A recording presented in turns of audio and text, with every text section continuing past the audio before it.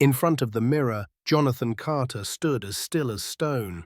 His Riverside Academy uniform was immaculate, his tie perfectly in place. But the eyes staring back at him didn't belong to a boy getting ready for school.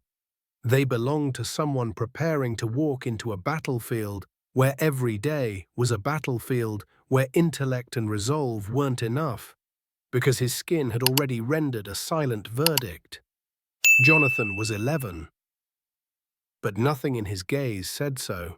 Those eyes belonged to someone who had learned to control every furrow of his brow, every breath, every step, because at a so-called prestigious school like Riverside, anything about him could be turned into a reason for contempt, especially the brown of his skin.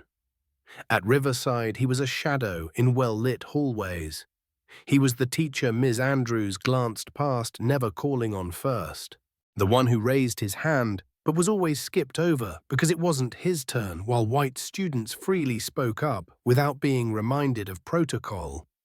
He was the kid classmates whispered about, probably got a scholarship for being diverse, as if intelligence couldn't possibly coexist with dark skin.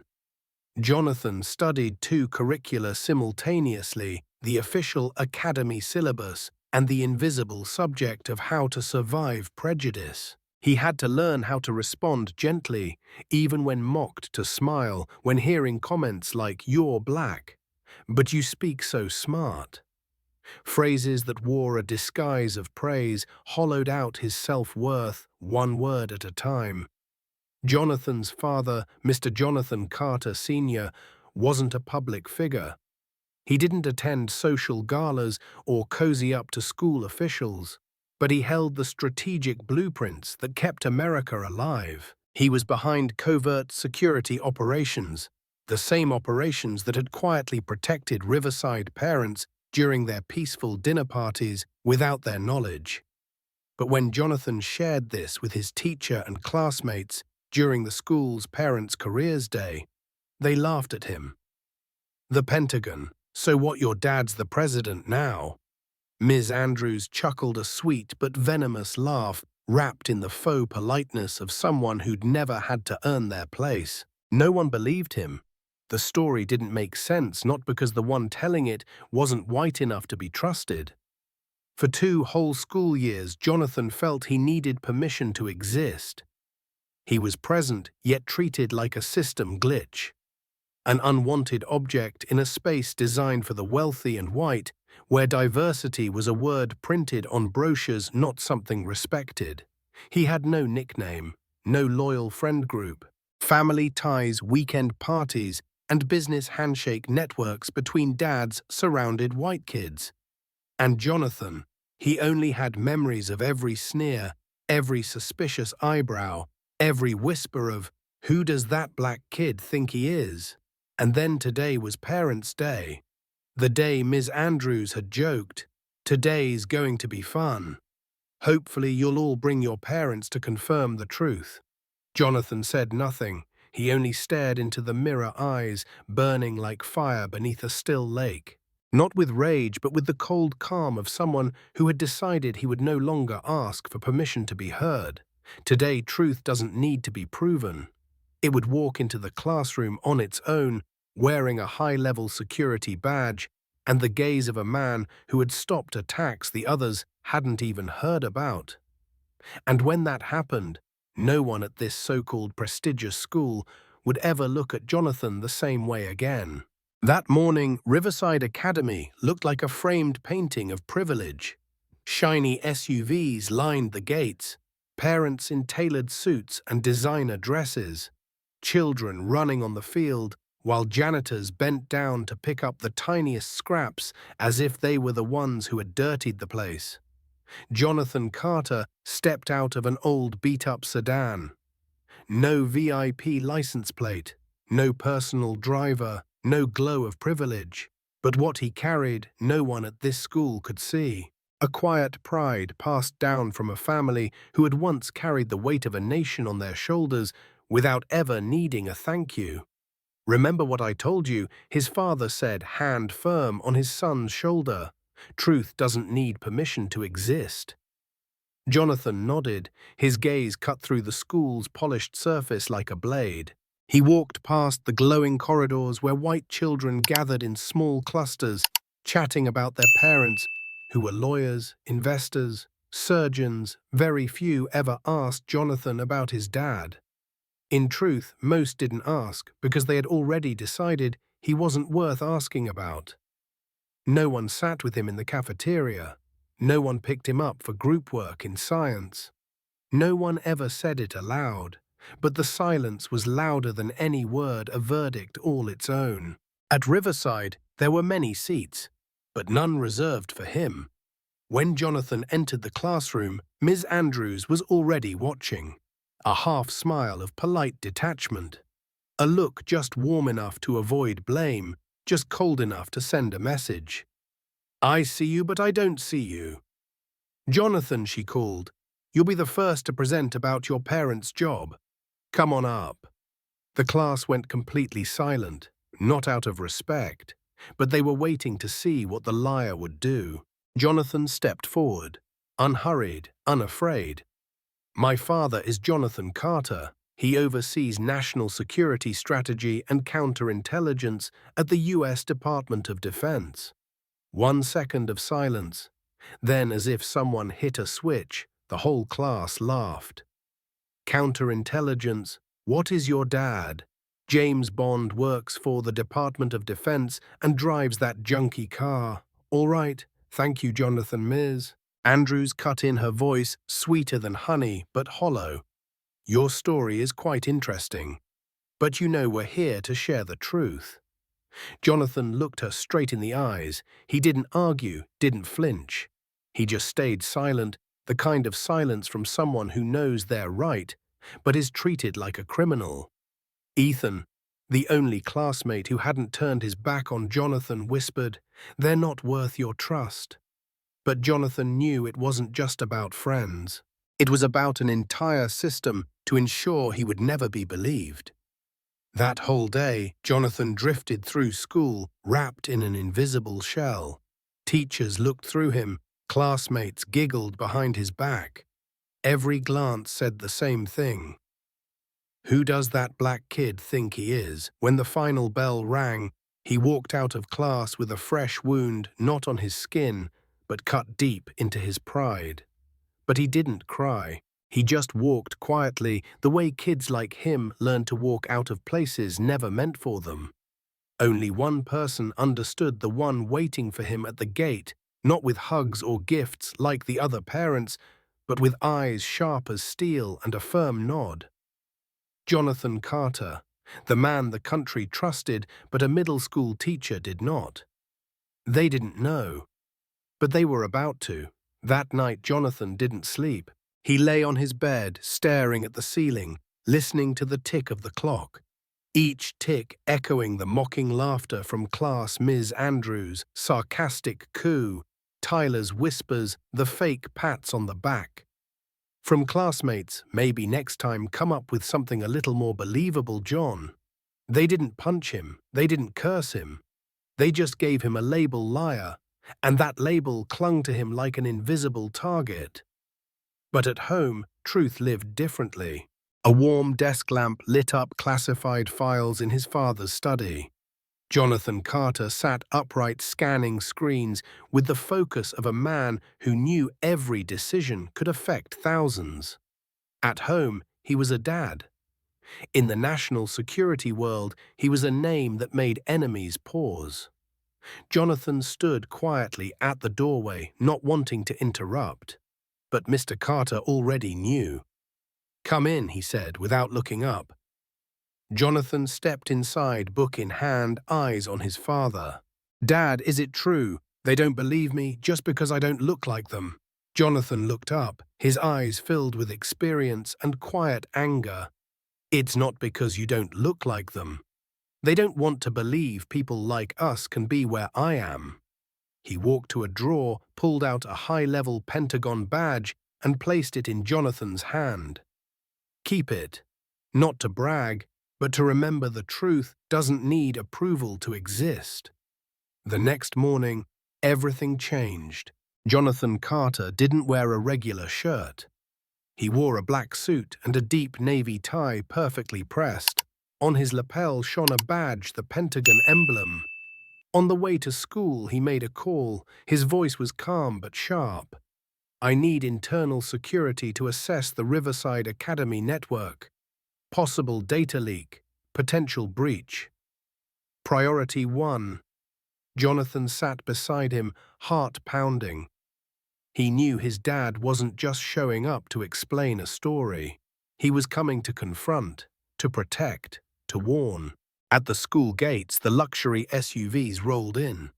Parents wore designer suits and sunglasses, but when Johnathan Carter stepped out of the car, heads turned. Eyes widened.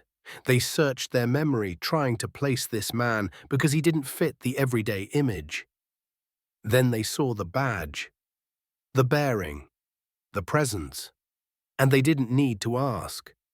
They knew. In that moment, they saw what they had long refused to accept.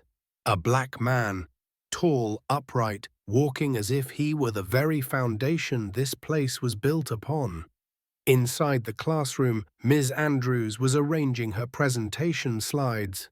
Her hand trembled slightly on the tablet as the door opened. "Good morning, Ms. Andrews," Johnathan Carter said, his voice smooth and sharp as a blade. "I'm Jonathan's father." Her face turned pale. Her eyes flicked to the badge on his chest. Paused. Then she moved to Johnathan, and for the first time she saw him. Outside, the first crack in the polished veneer civilization appeared, and those who once looked down on Johnathan began to feel something dangerously close to fear. The classroom air turned cold as Johnathan Carter stepped in. He didn't raise his voice, but carried a presence that silenced the pride-filled room as if it had been sealed in history. Ms. Andrews, who once smirked while Johnathan spoke of his father's work, now stood frozen. Her expression was stiff, a forced smile frozen on her lips. Johnathan walked beside his father, chin held high. He didn't smile. He didn't gloat. He remained silent, but that silence thundered in the minds of those who had once mocked him. Mr. Carter stopped in the center of the room, polite yet firm. "I heard the teacher had doubts about my son's presentation." Ms. Andrews swallowed hard. Her eyes darted around the class before she answered, her voice stripped of all confidence. "Well, yes, just a bit of misunderstanding. Kids, you know, sometimes their imagination runs wild." Johnathan didn't blink. "My son was not lying. And this," he said, pulling a red-stamped document from his briefcase, "is a formal identity confirmation that I am a strategic national security advisor under the U.S. Department of Defense." The classroom fell silent. Tyler, the wealthy white boy who had mocked Johnathan, froze like a statue. Sophia, the girl who had smirked, lowered her head to the desk. Ethan whispered, "Told you so." Johnathan scanned the room, then turned back to the teacher. "You mocked a black child because the truth didn't fit the mold you're used to seeing. I'm not here to clear his name. I'm here to warn you. Arrogance and prejudice may be the biggest threats to this nation's safety." No one said a word. Ms. Andrews stepped back toward the whiteboard as if the words had cornered her. Johnathan turned to the class. His voice wasn't loud, but each word landed like a hammer. "This boy, my son, was seen as a liar, not because he was wrong, but because adults like you never imagined someone black could be in my position. Remember this, the enemy out there doesn't care what color your skin is. All they need is for us to be complacent, and complacency starts with thoughts like these." No one laughed anymore. No one dared. Johnathan didn't have to say anything. He had proven the truth not with words, but with his father standing tall in that classroom, a living testament to resilience and a truth denied. In the hallway, parents looked up as word spread that the black dad was a high-level national security figure. A wave of stunned, embarrassed glances rippled down the corridor like mirrors reflecting an uncomfortable truth. Every judgment they'd made was based on skin color, and now who were the fools? That day, which was supposed to be a triumph, a parents' day, became a stunning rebuttal to prejudice. But it was only the beginning. As Ms. Andrews fumbled to reorganize the program, a ping sounded from her computer. A seemingly ordinary alert, but it caught Johnathan Carter's eye like a dagger. He moved swiftly to her desk while she looked on confused. The screen displayed a strange code string, vanishing gibberish to most, but not to a senior Pentagon cybersecurity specialist. Johnathan immediately pulled out his phone, connected to the local network, opened a military encryption app, and started working silently. His expression shifted from calm to high alert. Shut down every computer in this room. No one is to use any personal device with internet access from this point forward, he ordered quietly, but so commanding that even the newly arrived principal followed without question. Sitting at his desk, Johnathan leaned over to Ethan and whispered, "Now what I don't know. But your dad looks like he's about to stop a terrorist attack," Ethan muttered. Meanwhile, Johnathan stepped outside the room and made a quick call. His voice was low, but precise. "Carter here. Code 5 Alpha. We've detected a potential network breach from inside the school, possibly a phishing injection attack. The target may go beyond student systems, possibly linking into federal devices through student hardware." A heavy silence settled over the classroom like fog. Minutes later, a convoy of black bulletproof vehicles rolled into the school grounds. FBI, Homeland Security, and a few unidentified agents in dark suits stepped out as if something severe was underway. A voice came over the loudspeaker. "All students, staff, and parents are to remain in place. The school is under emergency security protocol. This is not a drill." Silence turned to fear. The same students who had mocked Johnathan days earlier now huddled nervously in corners. The same parents who had once ignored the black boy's presence now looked at Johnathan Carter with no longer dismissive eyes, but pleading. And Johnathan, he stood up, not trembling, not hiding behind a desk. He walked straight toward his father. "Dad, what's happening?" Johnathan placed a hand on his son's shoulder. His gaze wasn't that of a comforting father, it was the stare of a commander about to lead a mission. Someone used this school to breach a national network. And maybe they came for me or you. No one in that school was thinking about homework or grades anymore. Reality had shifted. A school for the privileged elite had just become a silent battlefield. And Johnathan the boy, once overlooked, now stood at the storm center. The entire school was locked down.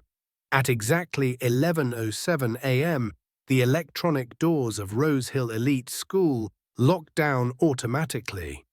The FBI initiated a soft lockdown, silent but absolute. There were no sirens or alarms. A heavy, breathless silence blanketed the once bustling hallways where hurried footsteps used to echo. In the classroom, parents were shifting nervously. Their eyes darted toward the frosted windows, trying to glimpse the dark-suited figures moving swiftly across the school grounds. No one knew what was happening, except one man, Johnathan Carter. He didn't wait for orders. He didn't ask for permission. Johnathan had inspected 2 compromised network access points within the school in less than 10 minutes. Using a portable military-grade encryption device he always carried, he detected a strange signal, a coordinated attack targeting surveillance cameras, door-locking systems, and most alarmingly student data records. "They're not targeting this school for fun," he murmured to Agent Ramirez, who had just arrived from D.C. "They're collecting personal information, mapping out connections between students and their parents, especially the influential ones." Ramirez glanced at him tense. "You're saying this is a spy operation, high level, planned for months," Johnathan replied, unblinking. In the classroom, Johnathan sat still, but his mind raced. He remembered the strangers standing outside the school gates and the cold stares from the back seats of parked SUVs across from his house, and now seeing his father commanding federal agents like a seasoned general. He understood they had been watched for a long time. In a corner of the room, once the loudest mocker, Tyler whispered, trembling, "Did you know this was going to happen?" Johnathan didn't answer. He didn't have to. Ms. Andrews, her confidence completely gone, turned toward the Carters, her voice hoarse. I don't understand what's going on. Does this have something to do with Johnathan?" Before anyone could answer, Agent Ramirez entered the room, voice sharp as steel. "Everyone remain calm. This is a protective protocol for high-risk students. There's evidence that a spy network is using school systems to access families with national-level security ties." The air thinned as if someone had sucked the oxygen from the room. "They're watching the kids," a parent gasped. "Not just watching," Johnathan added. "They may be planning physical access, even abduction. Every detail, routine, habit, and personal info has been compromised. If they're targeting a child, it's because of who their parent are." All eyes turned to Johnathan, the black boy who had once been labeled unfit. The boy who had been doubted, ignored, and mocked. Now he stood at the heart of an international intelligence storm. As the silent panic spread through the school, Johnathan Carter received an encrypted message on his secure device. Confirmed breach came from the maintenance team. One individual is not on the staff list. Likely hostile agent. Johnathan's face hardened. He turned to Ramirez. "They're here, inside the building, and possibly already near my son." Ramirez gripped his radio. "All units activate Protocol X9. Locate and verify the identities of all janitorial, maintenance, and security staff. No movement allowed without clearance." Johnathan stood up. His eyes no longer belonged to a schoolboy, but to someone who had just seen the world for what it truly was. Rose Hill Elite was no longer a sanctuary of learning. It had become a maze where light served only to reveal darker secrets. Inside Classroom 112, Johnathan felt the atmosphere thicken by the minute. No one screamed and no alarm sounded, but every glance, every shallow breath told the same story: something dangerous was happening. Ramirez received a report in the West Corridor. A maintenance worker named Tom O'Neill entered the main electrical room 10 minutes ago. No such name is on the school staff registry. Cameras show him entering, then disappearing. Johnathan narrowed his eyes. The electrical room controls doors, cameras, the entire internal network. And if I'm right, the school's panic room. "We're checking the server logs," Ramirez replied. "But I need you back in the classroom. Don't let your son out of sight." Johnathan nodded, but he had already made another decision in his heart. Elsewhere in the school, in the basement, outside the technical control room, a man in a grey technician uniform crouched before an electrical panel. He wasn't holding a screwdriver, but a device that looked like an old cell phone. Each time he pressed a button, a section of the school's door system flickered with warning lights. He wasn't a maintenance worker. And he certainly wasn't here to fix anything. Strapped to his wrist was a compact transmitter emitting encrypted military-grade data. "Stage in progress. Primary target, West Classroom Wing. Prepare for Phase 2, he muttered in a Slavic-tinged English accent. In the classroom, Johnathan felt a chill pass through the crack in the door. He had seen his father leave with Ramirez, but he knew that face, that look, was a man's face, ready for battle. Not one word. He turned to Ethan, his only true friend, who stared back with concern. "You think someone's coming for you?" Ethan whispered. Johnathan didn't reply, but his eyes had locked on something just outside the window. A man in a technician's uniform, but he wasn't walking. He wasn't fixing anything. He was watching the classroom, watching him. Johnathan Carter moved like a drawn arrow down the third-floor hallway at that moment. He had just received an alert from his personal encryption device. A military-grade data transmission was active less than 40 meters from his son's classroom. That meant someone was near Johnathan, and they were ready to act. He drew his Sig Sauer P229, an old sidearm that had seen him through countless missions, and pressed his earpiece. "Ramirez, I'm heading to classroom 112. Lock it down. No one in or out. If I'm late, start the evacuation." "You think it'll be a direct attack?" "I think the enemy is already very close." Inside room 112, the figure outside the window disappeared. Seconds later, the classroom door creaked. No knock, no announcement. Johnathan jumped to his feet. Ms. Andrews fumbled, confused. Then the door swung open. A man in a technician's uniform stepped inside. "Sorry, just here to check the HVAC system," he said, though his eyes betrayed a cold, surveying look. Bang! Before he could take another step, the back door burst open. Johnathan Carter stormed in like a thunderclap. "FBI, don't move, hands up." The man spun around, pulling a steel knife from his belt. A mistake. Johnathan closed the gap in 2 seconds and took him down with a fluid arm lock. A loud thud rang out as the attacker's head struck the tile floor. He was unconscious, not dead, but out cold. Parents screamed. Ms. Andrews froze in shock. Johnathan, the boy, stood in the chaos. Beside him was his father, no longer the quiet or distant dad, but the man who had just saved his life. And Johnathan Carter knew this was just the first piece. Ramirez confirmed, "One intruder neutralized in classroom 112. All students are secure, but I believe there's a second. Hold your position. We're sweeping the ground floor and basement. Signs show someone's tampering with the data systems." Johnathan looked at his son. "Are you okay?" "I'm not afraid," Johnathan replied, voice shaking but steady. "Good, because this is only the beginning." Outside room 112, the hallway of Rose Hill Elite no longer echoed with student chatter. It had become a front line. Every closed door was a fortress, and every step could lead to confrontation. Johnathan Carter pressed his radio. "Ramirez status. Any new suspects?" Ramirez's voice crackled sharper now. "We've picked up a signal from the basement behind the tech room. The cameras there went dark 10 minutes ago. There may be a group operating below." Johnathan glanced at Johnathan.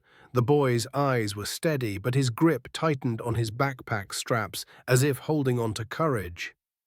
"I'm going down there alone," Johnathan said. "No, that could be an ambush," Ramirez warned. "I can't leave him upstairs not knowing what's coming up from beneath. Get your team to the rear exit. I'll report from the basement." Ramirez understood. No one could stop a father standing between protocol and protecting his child. Rose Hill basement, old tech room. Johnathan opened the steel door using emergency override codes. Each step weighed down by the concrete chill and darkness. The air smelled damp, cables tangled above and below, and flickering flashlight beams were visible in the distance. A sharp sound click. Johnathan ducked instantly, gun raised by instinct. A thin man with silver hair and a cold stare was fiddling with a control panel. Anton Volk, the man behind it all. "You made it, Carter," he said, voice metallic and cold. Johnathan stepped from the shadows, gun steady. "I thought you died in Syria. You shot me, but one bullet wasn't enough." Volk smirked. "Enough for me to know I have to take everything back, my life and your son." Johnathan clenched his jaw. "Say it. What's your target, the school, the government, or just petty revenge?" Not petty. I want your son, Carter. A trade for what you took from me, my network, my name, my power. Two black men emerged behind Volk carrying a black case. Inside this, Volk said, is a device pulling all school data. But the real goal isn't just this place. It connects to dozens of families with national defense roles. Your son through his school tablet is the key. And now I want you to give me what I need, the Blackfish files. Johnathan didn't flinch. You're threatening a nation with children. No, I'm using a father's loyalty, Volk growled. Back in room 112, Johnathan stood up. The thick silence in the room was unbearable. He looked at Ms. Andrews, then at the whispering, frightened kids, and he realized fear wasn't just about weapons or threats. It came from being doubted, dismissed, even by the teachers meant to protect him. Johnathan stepped forward and spoke confidently. Mom, my father is not a janitor. He's a warrior. And if anyone asks who's protecting Rose Hill today, it's my father, not the security system, not the cameras, him. Ms. Andrews had no words, but for the first time, she bowed her head not from fear, but from shame. Back in the basement, Ramirez arrived just in time. Her team stormed into the basement, responding to the sudden cut in communications. Johnathan and Volk stood face to face for the showdown. You're not leaving here, Volk, and I won't leave empty-handed. As the agents surrounded them, Volk opened fire, causing interference, trying to escape through the emergency exit. Johnathan didn't fire back immediately. He waited for the moment. Volk turned to activate a signal device, then bang! A single shot straight to the forehead. Volk collapsed unconscious. Not dead, but the game was over. Johnathan turned to his team. The school is secure, but there's still one place left. He returned to the classroom. The door swung open. Johnathan ran to his father and hugged him. No words were needed. No one in the room dared laugh, mock, or sneer anymore. They had just witnessed a black child who didn't need to scream for justice. He stood tall, told the truth, and let his father's actions validate that truth. Outside Rose Hill Elite, the campus resembled a war zone slowly settling. Local police, federal task forces, and national security agents were busy securing the perimeter, collecting evidence, and sweeping every corner of a campus, once hailed as the pinnacle of safety for the elite. But today, the shiny facade shattered. Inside the mobile command unit, Johnathan Carter and Agent Ramirez sat before an array of surveillance screens. In their hands were preliminary reports collected from devices seized in the school's basement, including the black case Volk had used as his bargaining chip. Ramirez examined the data streams, her voice grim. The entire security system, internal network, student accounts, all compromised for 3 weeks. They planted spyware in the students' tablets to infiltrate home networks, especially those with ties to the military, national defense, or diplomacy. Johnathan sat silently. His eyes were cold, but his restraint masked a burning anger. They didn't just want information. They wanted to turn our children into weapons to threaten an entire nation. Who do you think backed Volk? Ramirez asked quietly. Johnathan sighed. He didn't have the reach alone. It could be core group or something bigger, someone embedded deep in our security apparatus. Ramirez switched to a restored video clip from a hidden camera in the tech room. It showed a school maintenance worker, presumed to be an ordinary African-American, exchanging passwords with a white man in civilian clothes. Johnathan squinted. That's O'Reilly. He's not school staff. He served in a special ops unit in Eastern Europe. Went missing 2 years ago. Ramirez scowled. The underworld is exploiting a gap we created, trusting appearances and ignoring the quiet parts that don't fit the standard. At the Carters' home that evening, Johnathan sat on the sofa hugging his small guitar, a birthday gift from his father the year before. He didn't fully understand everything that had happened, but he could feel the change in the house's atmosphere, his father's eyes, and how the world now looked at him. Johnathan walked in, tired but resolute. He sat beside his son. "John, today you did something many adults can't do. You spoke the truth, even knowing you'd be mocked." Johnathan looked up quietly. "They didn't believe me. Except Ethan." "You don't need them to believe you immediately," Johnathan replied. "You just need to hold your truth. The truth doesn't need permission to shine. It exists to light up places that are too used to darkness." The boy hesitated. "They didn't think I could be the son of someone at the Pentagon because I'm black, right?" Johnathan looked into his son's eyes and nodded slowly. "Yes, sometimes they don't believe simply because your skin doesn't match theirs, or because you don't arrive in a luxury car, or because you speak softly, not boastfully. But today they had to open their eyes." Father and son sat in silence for a long while. Outside, the night wind swept through the quiet row of houses where no one usually noticed the Carter family. But today their presence made the whole system take notice. The next morning, Federal Security Briefing Room. Johnathan stood before senior officials.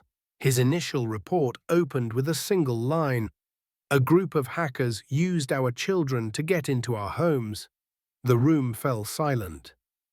Back at Rosehill, days later, when Johnathan returned to class, the way people looked at him had changed.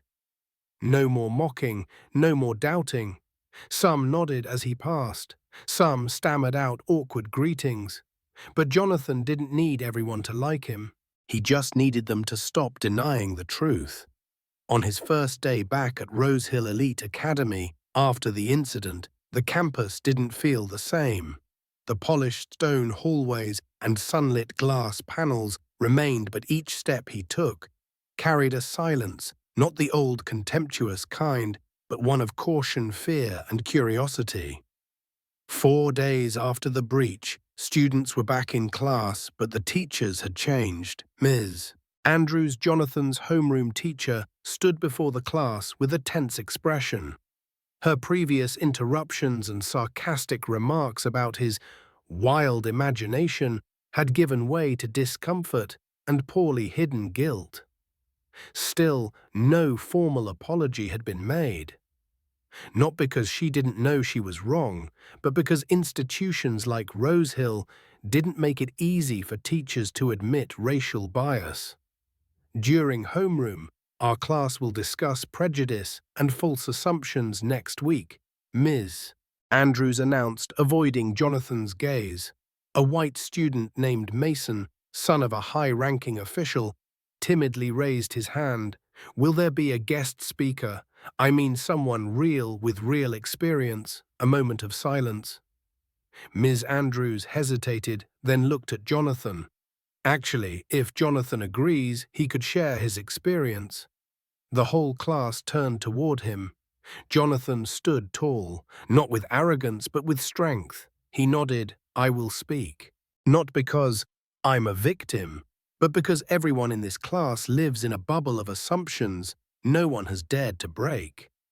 Next week's discussion. Entire school present. Johnathan stood alone at the podium. There were no effects. No dramatic music, just an 11-year-old boy, his voice steadier than his age, his gaze deeper than that of his privileged classmates. "My name is Johnathan Carter. I am 11 years old, the son of a man who works at the Pentagon, a man who stopped a national security breach right here in this very school." A few murmurs spread across the room, but he pressed on, voice clear and sharp. "Last week, many of you laughed when I told the truth. You laughed because I'm black, because my father didn't arrive in a Mercedes. You thought I was making things up. But what hurt me wasn't the laughter. It was how quickly everyone believed a lie over a truth told by someone who didn't look like them." Silence swept the auditorium. Discrimination isn't always in what people say. It hides in how you look at someone because of their skin, in how a teacher smiles when a white kid says their dad's a lawyer, but raises an eyebrow when I say mine works at the Pentagon. Johnathan paused, his eyes scanning every face. And if my father hadn't shown up that day, if those agents with guns hadn't stormed in, if the FBI hadn't come, I'd still be that liar to you. End of the speech. A slow clap began, not loud or explosive, but steady from those who understood, from classmates who knew they'd been wrong. Ms. Andrews stood up, and for the first time with tear-brimmed eyes, she addressed the school. I'm sorry, Johnathan. I was wrong, and I think I need to relearn how to teach, starting with you. In the hallway, Ethan rushed up to his best friend. You just did something even adults are scared to do. I think this school won't ever be the same. Johnathan looked toward Rose Hill's main building, a monument to privilege that marked the start of something new. 1 week after Jonathan's speech, the story of a black boy who was doubted for telling the truth quickly spread across social media. Within days, Johnathan Carter became a name in headlines. Videos of his speech were shared millions of times. Headlines read, "The brave kid who exposed bias at an elite school. Son of national security agent forces a school to listen. A black student speaks for thousands of overlooked kids." Johnathan was no longer just another ignored student. He became a symbol, but with recognition came more than admiration. The dark side of spotlight. At home, the phone rang non-stop. Journalists, publishers, and even human rights groups wanted Johnathan for interviews, talks, and ambassadorships. His father, Mr. Carter, was uneasy. "You're only 11, Johnathan. You don't have to be the face of a movement." "But Dad, I told the truth. I want people to understand racism is real." "I know, but sometimes the truth brings danger, not because you're wrong, but because some can't stand being exposed." In the shadows, they move. Though the breach at Rose Hill Academy was thwarted, U.S. intelligence continued hunting the core group's network. But an angle remained unseen: personal revenge. Anton Volk, the man Mr. Carter once defeated in Syria, hadn't vanished. He was in hiding, but Jonathan's sudden fame reached him. Carter's boy Volk said on a scrambled line, "The kid's running his mouth too much." "What now?" another voice asked. "Send a message. Men like Carter don't get to leave legacies." The silent threat. A day before Johnathan was scheduled to speak at a student summit in D.C., an anonymous email landed in Mr. Carter's inbox. Attached was a photo of Johnathan outside his school, taken from a distance. Below it, chilling words. "When you know too much, you become vulnerable." Mr. Carter immediately locked down the family's schedule, boosting security. But what worried him more wasn't physical safety. Johnathan was beginning to understand how dangerous the world was. Father-son talk. That night, they sat in the backyard in the cold wind. The porch light bathed Jonathan's face in soft yellow. "Do you know who sent the picture?" Johnathan asked. "Maybe someone old, an enemy from my past work. What does he want to hurt me? And you're how he'd do it." Johnathan went quiet. "So should I stop, stay silent, pretend it never happened?" "No," Mr. Carter said firmly, meeting his son's eyes. "The truth is never your fault, but truth, son, always has a price. And now you must learn to pay it without losing who you are." Tomorrow, a press conference. The media were already setting up. A boy would be asked about racism, about his father, the silent hero. But somewhere out there, a man who evaded American intelligence was ready to shatter this family's peace.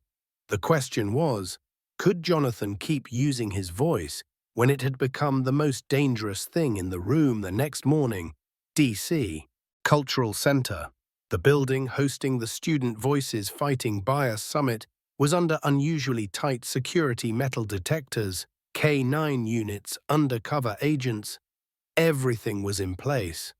But one thing went unnoticed: the eerie quiet inside. Johnathan, 11 years old, arrived in a neat grey suit. His face was calm, but his eyes betrayed tension. Today he wasn't just speaking for himself. He represented millions of black children, dismissed, doubted, and labeled liars for telling the truth. The auditorium, 9:30 a.m. He was called to the stage where spotlights bathed him in light. Below are over 300 students, teachers, education leaders, and journalists. His father stood silently stage right, eyes locked on his son. "Hello, my name is Johnathan Carter. I am 11 years old, and I am not a liar."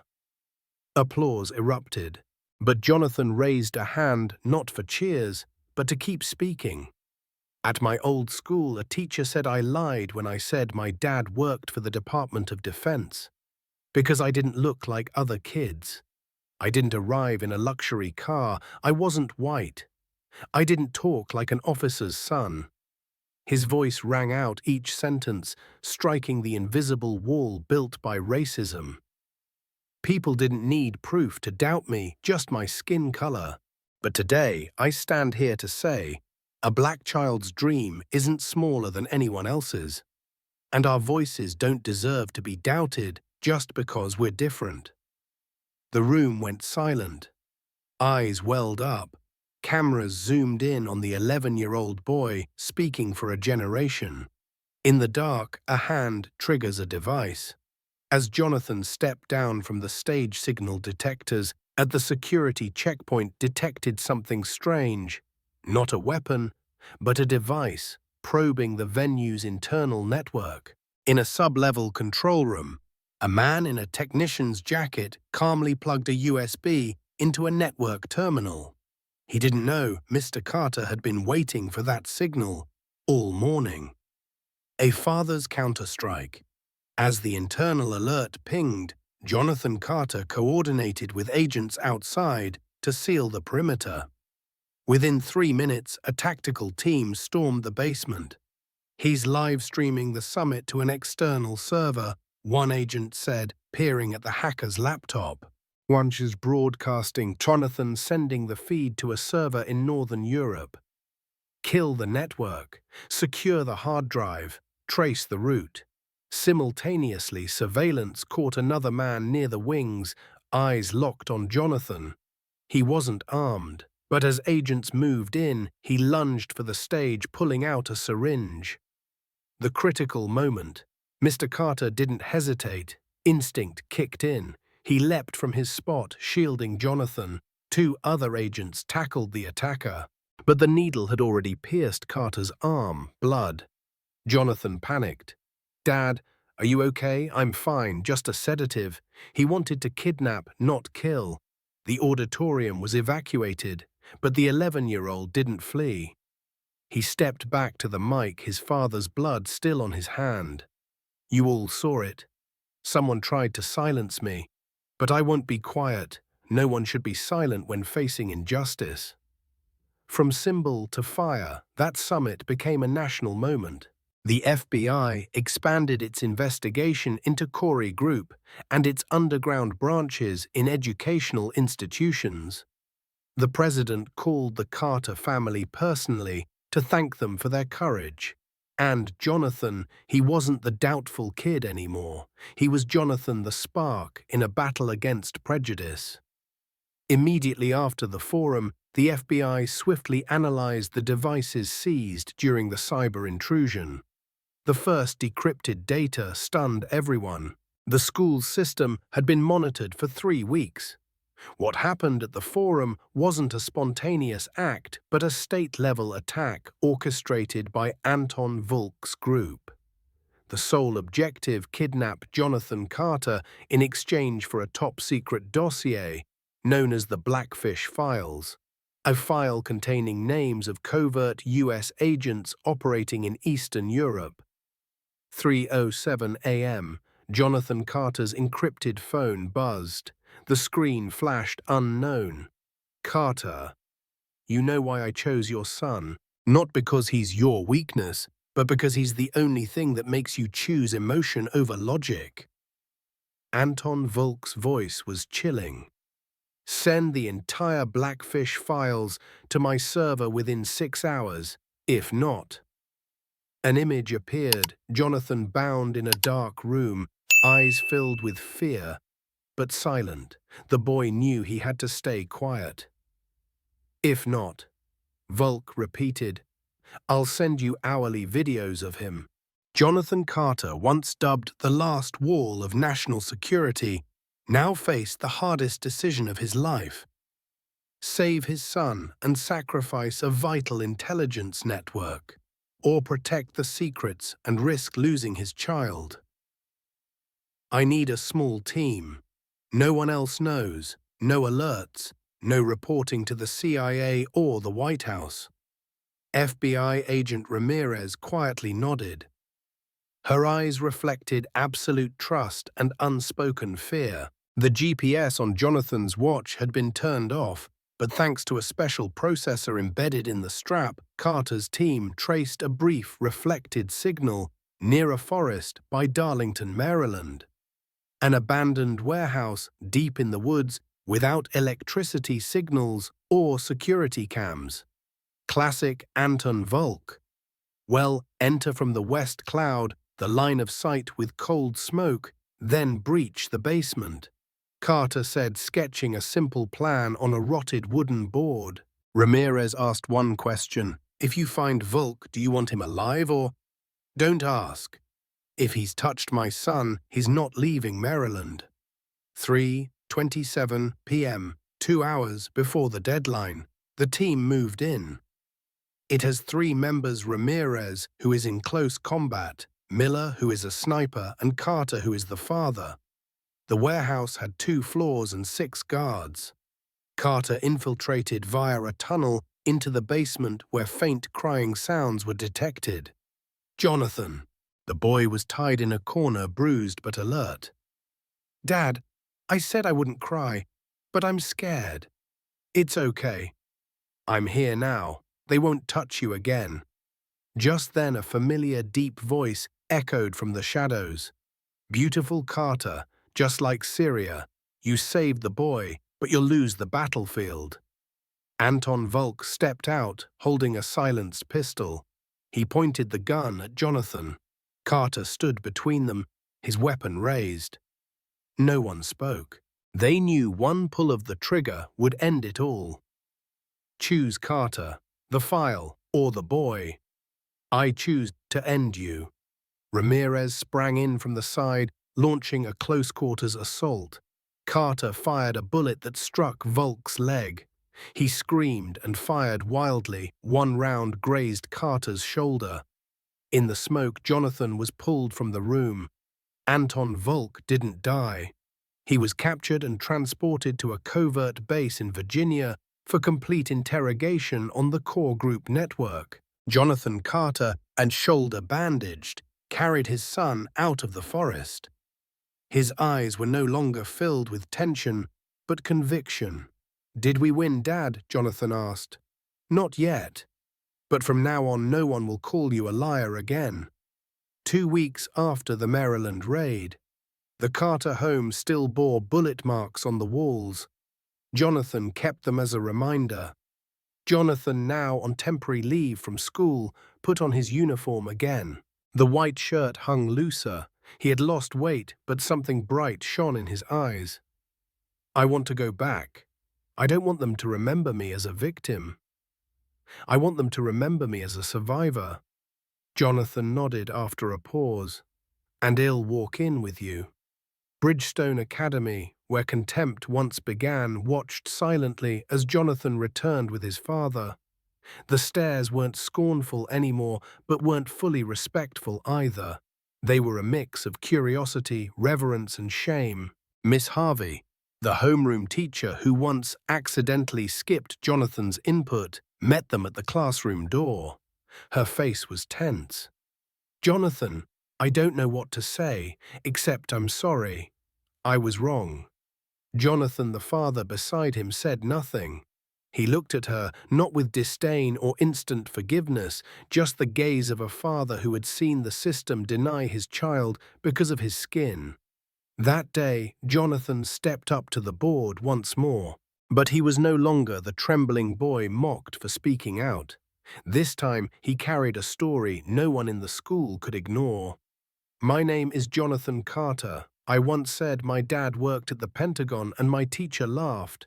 Some of you called me a dreamer, a show-off black kid." He paused, eyes scanning the room. "Last week I was kidnapped. They targeted me because I'm the son of a man who defends this country from espionage. And he came. He saved me. That's my dad." And the classroom was silent. "I'm not telling this for pity. I want you to understand, the truth doesn't depend on your belief, and having dark skin doesn't mean making things up." After that speech, Bridgestone Academy began its reform. Anti-discrimination education experts were brought in. A student group was formed to represent minority voices. Teachers were prohibited from using language implying class or racial bias. As for Johnathan, he remained a boy who loved music, played piano, and liked sketching in the classroom corner. But now he was heard. One evening on the rooftop, with the wind blowing softly, Johnathan asked, "Dad, will it happen again? Will they still doubt me?" Johnathan placed a hand on his son's shoulder. "Maybe, but next time you won't need me to prove to you, because now you've learned how to make them listen.